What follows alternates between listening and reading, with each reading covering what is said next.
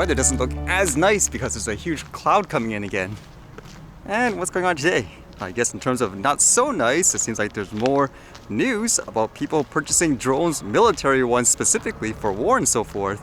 This one says, record-breaking flight, Pakistan likely to be the first customer of Akinci drones that can kill in air, land, and sea.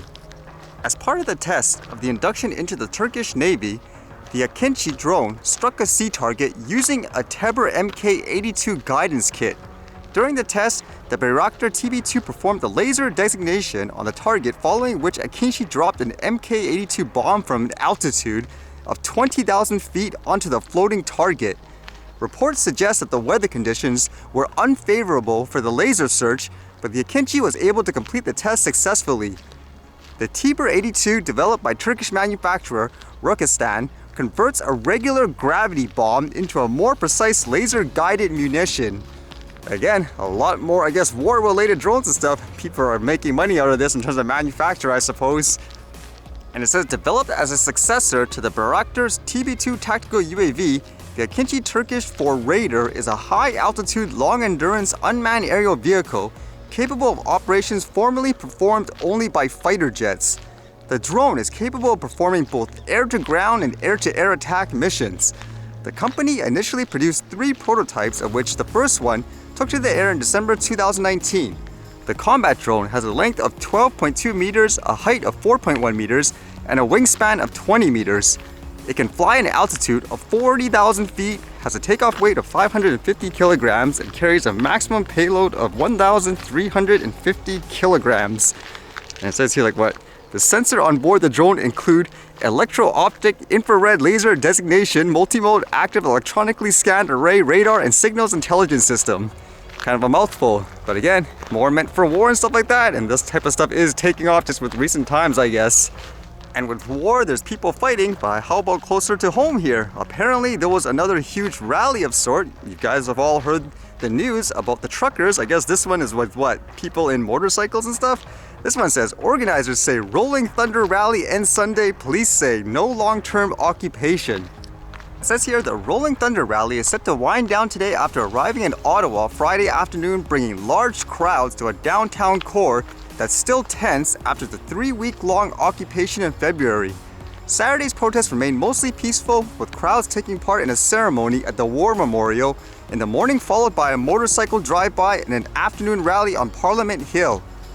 As to what they're protesting about, it says they're basically there to honor veterans and fundamentally the same principles as the truckers, for example, for things, I suppose, such as freedom and all that. Kind of makes me wonder too, during these times, I know initially here, depending on what side you're on, you'll either say get rid of the 100% or they're fighting for your rights. With all the news that's been happening recently, like for example, the people in Shanghai with the extreme lockdowns, lack of food, even some people committing suicide and so forth, does it change your perspective now that some time has passed off into whether or not you would agree with these types of, I guess, protests and all that?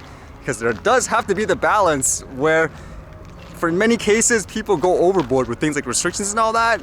But at what point do you personally say it's, get on with it, everyone has troubles and all that? It's kind of interesting in that sense, because you can see there's so many different stories around the world where they do go to the extreme end per se, if there's no checks and balances as well.